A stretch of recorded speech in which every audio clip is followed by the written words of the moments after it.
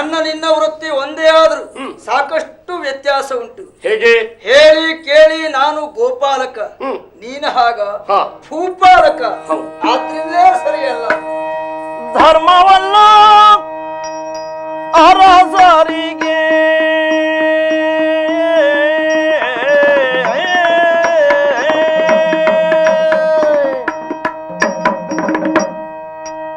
ತಾಗಡದ ತರಗಡದಿಲ್ಲ ಹೇ ತಾಗಡದ ತರಗಡದಿನ್ನಧಿ ತರಗಡದಿನ್ನಧಿ ತರಗಡದಿನ್ನಧಿ ಧಿನ್ನಧಿ ಧಿನ್ನದೈ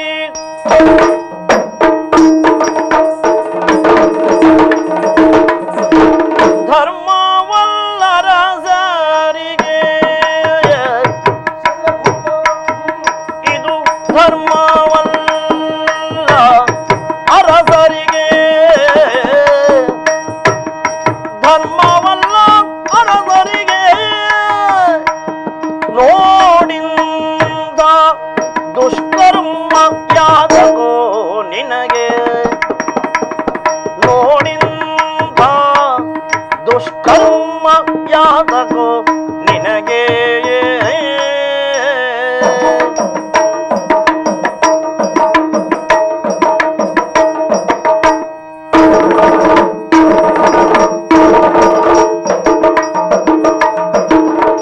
ಚಮ್ಮಟಿಕೆಯ ಬಿಡಿದು ಚಮ್ಮಟಿಕೆಯ ಬಿಡಿದು ಅಶ್ವವ ನಡೆಸುವ ಚಮ್ಮಟಿಕೆಯ ಬಿಡಿದು ಅಶ್ವವ ನಡೆಸುವ ಅಶ್ವವ ನಡೆಸುವ ಅಶ್ವವ ನಡೆಸುವ ಮರ್ಮವಾದರೂ ಬಲ್ಲೆಯ ಪೇಳಯ್ಯ ಅಶ್ವವ ನಡೆಸುವ ಅಶ್ವವ ನಡೆಸುವ ಅಶ್ವವ ನಡೆಸುವ ಮರ್ಮವಾದರೂ ಬಲ್ಲೆಯ ಪೇಳಯ್ಯ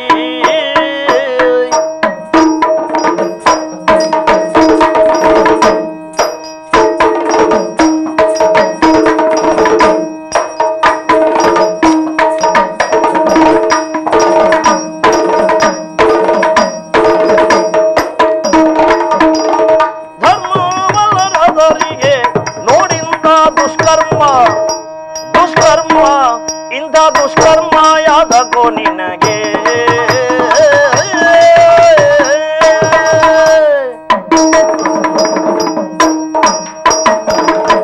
ಅಯ್ಯೋ ಶಲ್ಯಭೂಪ ಕೃಷ್ಣ, ನೀನು ಭೂಪಾಲಕನಾದ್ರಿಂದಲೇ ಇದು ಧರ್ಮ ಅಲ್ಲ. ಅರಸರಿಗೆ ಧರ್ಮ ಯಾವುದು? ರಥವನ್ನು ಏರಿ ಸಾರಥಿಯನ್ನು ಮುಂದಿಟ್ಟುಕೊಂಡು ಅಸ್ತ್ರಶಸ್ತ್ರಗಳನ್ನ ಶೇಖರಿಸಿಕೊಂಡು ವಿರೋಧಿಗಳ ಮೇಲೆ ಎರಗುವುದೇ ಧರ್ಮ. ಧನುವನ್ನ ಜೇವಡೆಗೈದು ಪುಂಖಾನುಪುಂಖವಾಗಿ ಅಂಬರದಲ್ಲಿ ಇಂಬಿಲ್ಲದ ಪಾದೆಯಲ್ಲಿ ಅಸ್ತ್ರಶಸ್ತ್ರಗಳನ್ನ ಪ್ರಯೋಗಿಸುತ್ತಾ ಸಾಗುವುದೇ ಧರ್ಮ. ಆದ್ರೆ ಸಾಮಾನ್ಯ ಸೂತ ಜಾತಿಯವರು ಮಾಡಬಹುದಾದಂತ ಕಾರ್ಯ ಇದು ನಾನು ಮಾಡಬಹುದು. ಯಾಕೆ? ನಾನು ಗೋಪಾಲಕ, ಆದ್ರಿಂದಲೇ ನಾನು ಮಾಡಿದ್ರೆ ಅಪವಾದ ಆಕ್ಷೇಪ ಅನ್ನೋದು ಬರ್ಲಿಕ್ಕಿಲ್ಲ.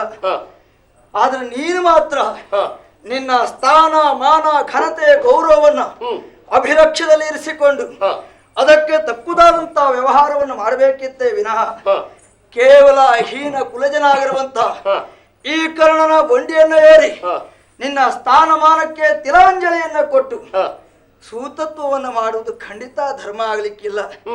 ಇರ್ಲಯ್ಯ, ಮಾಡು, ಮನಸ್ಸಿದ್ರೆ ಮಾಡು. ಆದ್ರೆ ಏನಾದ್ರೂ ಆ ವೃತ್ತಿಯಲ್ಲಿ ಸ್ವಲ್ಪ ಆದ್ರೂ ಪರಿಜ್ಞಾನ ಬೇಕೋ ಬೇಡ, ಸ್ವಲ್ಪ ಅನುಭವ ಇಲ್ಲದೆ ಆ ಕಾರ್ಯವನ್ನ ಮಾಡುವುದಕ್ಕೆ ಹೊರಟ್ರೆ ಎಷ್ಟರ ಮಟ್ಟಿಗೆ ಯಶವನ್ನ ಕಾಣುವುದಕ್ಕೆ ಸಾಧ್ಯ ಹೇಳು?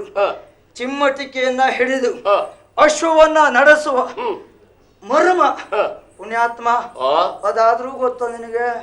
ನನಗೆ ಕೃಷ್ಣ, ಯಾಕ ಈ ಮಾಯಕಿನ ಮಾತು? ಹರಿ ನಿನ್ನ ಮಹಿಮೆಯನು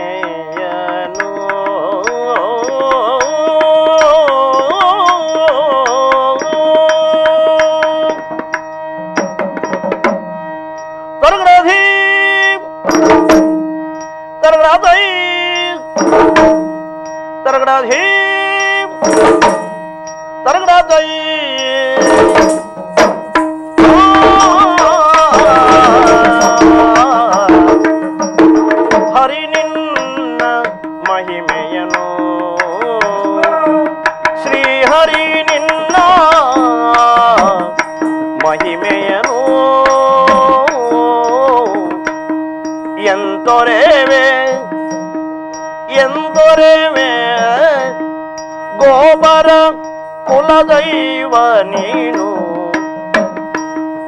ಎಂದೊರೆವೆ ಗೋಬರ ಕುಲದೈವ ನೀನು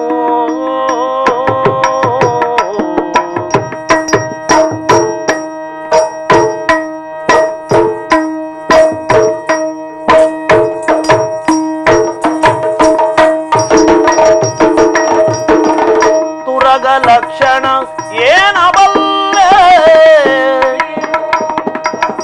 ತುರಗ ಲಕ್ಷಣ ಏನಬಲ್ಲೆ ಹೇಳೆನು ತಲೆ ಜರೆದ ಸನ್ನುತಿ ವೆರೆದು ಕೈ ಮುಗಿದು ಕೈ ಮುಗಿದು ಕೈ ಮುಗಿದು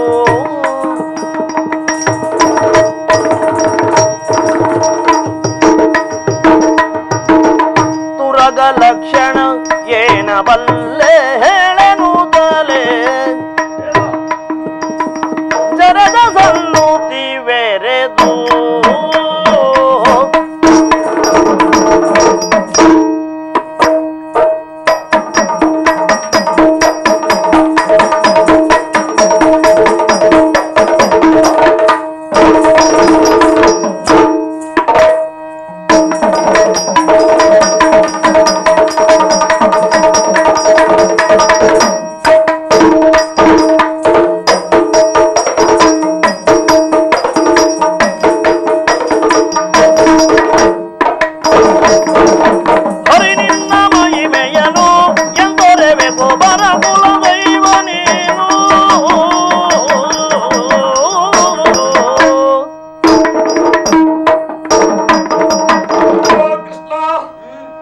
ಮಾತಿನ ಸಂಪೂರ್ಣ ಅರ್ಥ ನನಗೆ ಈಗಾಯಿತು. ಹಾ ಪ್ರಪಂಚದಲ್ಲಿ ನಿನ್ನ ಮಾತನ್ನು ನಿನ್ನ ನಡೆ ನುಡಿಯನ್ನು ಸಾಮಾನ್ಯರಿಂದ ಅರ್ಥ ಮಾಡಿಕೊಳ್ಳಲಿಕ್ಕೆ ಸಾಧ್ಯ ಇಲ್ಲ. ಹಾ ಆಕಸ್ಮಿಕವಾಗಿ ಇಲ್ಲಿ ಭೇಟಿಯಾದದ್ದು, ಹಾ ನಮ್ಮನ್ನು ಅವಹೇಳನ ಮಾಡಿದ್ದು, ಇದಕ್ಕೆಲ್ಲ ಕಾರಣ ಏನು, ಹಾ ಹಿನ್ನೆಲೆ ಏನು ಸ್ಪಷ್ಟವಾಗಿ ನನಗೆ ಅರ್ಥ ಆಯ್ತು. ಹಾ ಕೃಷ್ಣ, ವೃತ್ತಿಯಲ್ಲಿ ನಮ್ಮದು ಈರುವರದು ಒಂದೇ ಅಂತ ಹೇಳಿದೆಯಲ್ಲ ನೀನು, ಹಾ ಅದು ಸತ್ಯವೇ ಆದರೂ ಸಹ ಹಾ ನೀನು ಹೇಳಿದಂತೆ ಕರ್ಣನ ಸಾರಥ್ಯವನ್ನ ಒಪ್ಪಿಕೊಳ್ಳುವಲ್ಲಿ ನಾನು ಹೀನವೃತ್ತಿಯನ್ನು ತಳೆದದ್ದಿಲ್ಲ.